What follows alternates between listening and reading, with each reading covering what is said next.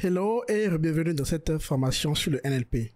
Dans la précédente vidéo, nous avons eu une incroyable amélioration par rapport à la performance de nos modèles et on a vu que le loss, le accuracy s'était amélioré et que désormais on a toujours un overfitting, mais c'est moins grave. Alors je vous ai promis que la dernière partie ce sera basée sur le transfer learning. Alors nous avons la chance qu'il y a certaines personnes quand ils font leur tokenisation et également la partie embedding qu'ils apprennent ça sur un grand dataset, ils nous le rendent disponible. Et c'est le cas sur le TensorFlow Hub. Regardez TensorFlow Hub, tensorflow.org/hub, c'est un repository de modèles de machine learning entraînés. Regardez ici, vous voyez Hub. Ici, par exemple, avec ça on installe le TensorFlow Hub. Donc on va installer ça vite fait.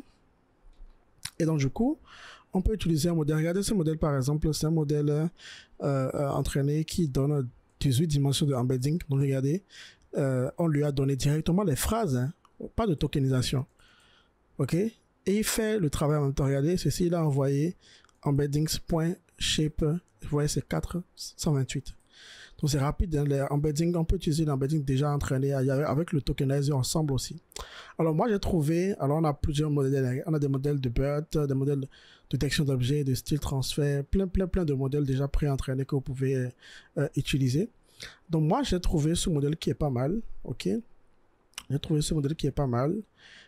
C'est entraîné sur Google News, c'est en anglais, 130 gigas de corpus, ok. Le modèle lui-même fait 1,47 mégas et voici comment on le télécharge.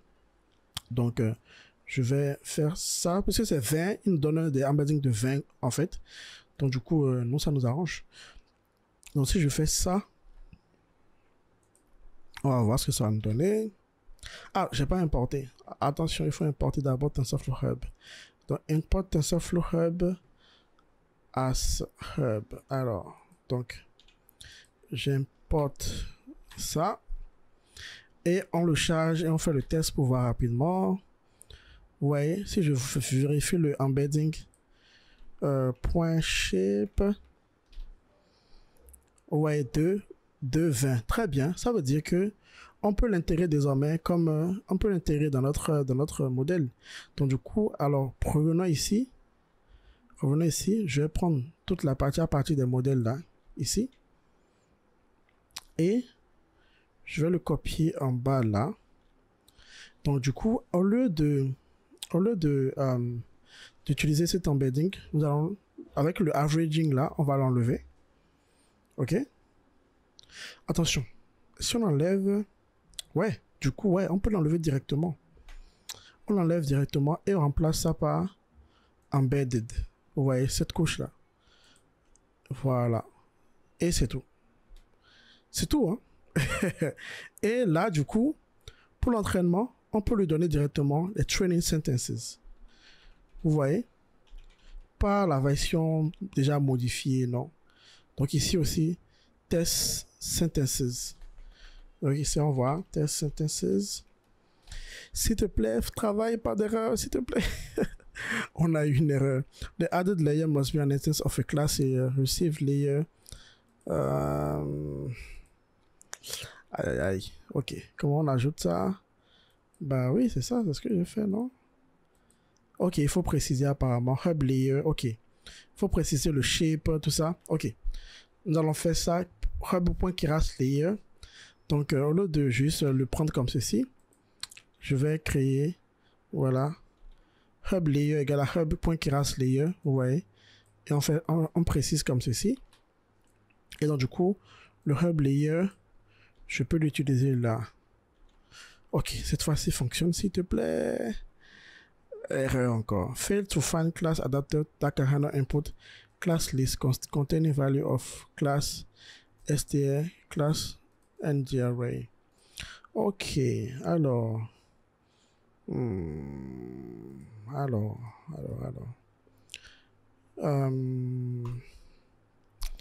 La question que je me pose là, du coup.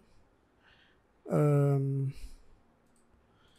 mais c'est la liste. Il a bien utilisé les listes au départ ici, non? Il a bien pu utiliser les listes, non? Alors, Je vais essayer training padded pour voir.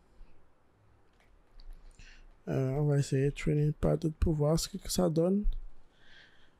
Ça ou le problème. Ça m'a semblé commencer à s'entraîner pendant un moment là. Alors je vais essayer ici. Je vais mettre test padded aussi pour voir. Test padded. Ok. Toujours un problème. Ou bien est-ce qu'il n'y a pas un code? Est-ce qu'il n'y a pas un notebook qui nous montre comment utiliser ceci? NLP Tutorial Test Classification. Alors ça dit apparemment que tout ce qu'on a fait comme modification au début ne devait pas être fait. Donc il faudrait que je revienne ici peut-être. Au niveau de ceci, là où nous avons... Non, pardon. Ici, là où nous avons importé le dataset. Train data. Apparemment, c'est train data qu'on doit modifier. Alors, je vais prendre train data. Je viens ici. On va la voir ici probablement. Alors, d'après le code ici que je vois ici, on a train data et test data. Nous, on a que ce tfts at numpy. Ouais, c'est ce que... Non, on a juste le split qui est train. Donc, du coup, on a ceci. C'est ce que nous avions fait. On avait, alors, train data, train exemple, donc, train sentences. Donc là, en fait, on est obligé de respecter les got arguments to ask numpy must be. Ok, bon là, du coup, vraiment, il faut que j'utilise ce qui a été montré ici. Hein. Donc, alors, c'est pas grave. Reprenons train data. Revenons ici. Et mettons train data là. Apparemment, on avait déjà modifié train data. Je savais pas. Donc, là, maintenant, c'est bon ou pas? Mais non! Must be theft instead of theft. Mais c'est ça! God class iterable. Oh là là. Alors, bref, on va essayer de prendre ceci. On va essayer d'appliquer ce qu'ils ont fait, tout simplement. OK? Parce que là, ça commence à être compliqué, là. On va essayer d'appliquer ce qu'ils ont fait, tout simplement. Ouais, ça, maintenant, je peux le supprimer. Et donc, du coup, on a toujours notre modèle qui est là. Pour le fit, du coup, on va lui donner... apparemment, on peut... Ok. Bah, pourquoi il me faisait... Alors, ok. Maintenant, je vais voir les train examples, là. Train examples, c'est une liste ou pas? Ok, c'est une liste. Si je fais que je veux l'élément 0, je l'ai toujours. Très bien. Donc, du coup, je vais écrire ici train sentences égale train examples 2.20 000. C'est ce que nous avions fait. Et nous avons test sentences égale à text examples et également 20 000. Très bien. Et là, maintenant, non, de 20 000 à la fin, les 5 derniers. Et donc, du coup, on aura train labels égale à train labels jusqu'à 20 000. Et test labels, voilà, va être mon test labels égale à... Ah non, c'est toujours... Oui, c'est toujours train example ici. Voilà. Et là, nous aurons train labels de 20 000 à la fin. Donc du coup, en faisant ça, c'est quoi? C'est comme si nous considérons uniquement le train example. C'est-à-dire le split train. C'est ce que nous avions fait. Cette fois-ci, on avait juste été obligé de considérer les deux, mais bon. Là, c'est réglé. Je pense que comme ça, c'est réglé. Très bien. Donc maintenant, on peut donner train sentences et train label en entrée. Donc là, on a notre modèle. Je lui donne train sentences et ici, on aura test sentences. Et ici, on a train labels. OK. Que ça marche cette fois-ci. Pas d'erreur, pas d'erreur. Ça a commencé à s'entraîner. Super. Oups, petit problème. X 5000, Y 16,0. On a oublié de mettre un 2 points quelque part alors. 20 000. 20 000 2 points. Train example. 20 000 2 points, oui. Train labels 22. Mais c'est correct. Qu'est-ce que ça me dit là? Je pense que c'est au niveau de la validation le problème. D'attaque, ok. Le Y, il dit que le Y, le test labels là n'est pas correct. C'est trans label de 20 000. Alors, je vais faire ça, voir. Copier. On va le mettre là. Ah bah c'est vide. Ah, c'est parce que j'ai écrasé ici. Oh là là là là là là là. Ok. Donc, on va reprendre tout ça.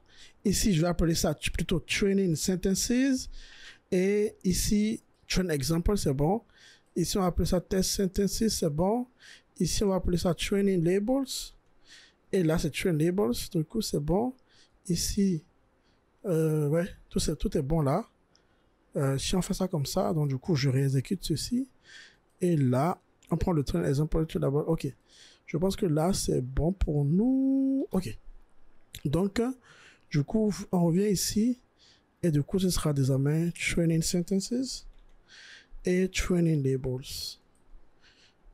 Voilà. Donc là, ça devrait marcher maintenant. On croise les doigts. Ok, la validation a fonctionné. Je peux copier notre code pour afficher le loss. Donc, venons un peu en bas ici. Alors, il y a beaucoup de considérations à prendre en compte pour utiliser ce TensorFlow Hub. Donc, va falloir. Il y a aussi d'autres moyens de faire le transfer learning, d'autres modèles, d'autres embeddings que nous allons voir dans la partie dédiée au RNN et au LSTM, qui sont des architectures particulières de modèles, des couches différentes, qui nous permettent de mieux apprendre des relations entre les mots, en fait, pour notre cas de NLP. Voilà. Alors, l'entraînement est terminé. On va voir le graphe. On a fait du transfer learning, hein, j'espère que le résultat. Ok.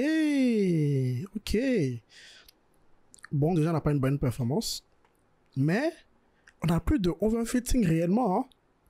On dirait que là, on a quelque chose qui est vraiment... les losses sont très proches. Également ici, le accuracy aussi, c'est très proche. On n'a plus d'overfitting. Mais on n'a pas une très bonne performance quand même. On a 72%. C'est le deuxième meilleur résultat. Parce que là, quand on avait intégré le dropout et qu'on a réduit le mass lane, on a eu de meilleurs résultats. Alors ici, quand on prend le Hub Grass Layer, on prend exactement les paramètres qu'ils ont utilisés pour l'entraînement. Donc du coup, on n'a plus de choix. Mais c'est déjà pas mal. C'est vraiment pas mal. Donc voilà qui clôture notre chapitre sur l'introduction NLP. J'espère que vous avez appris beaucoup de choses, comment on peut passer du test à des éléments beaucoup plus... à des tableaux NumPy et comment on fait l'entraînement et tous ces paramètres-là qu'on a essayé de voir.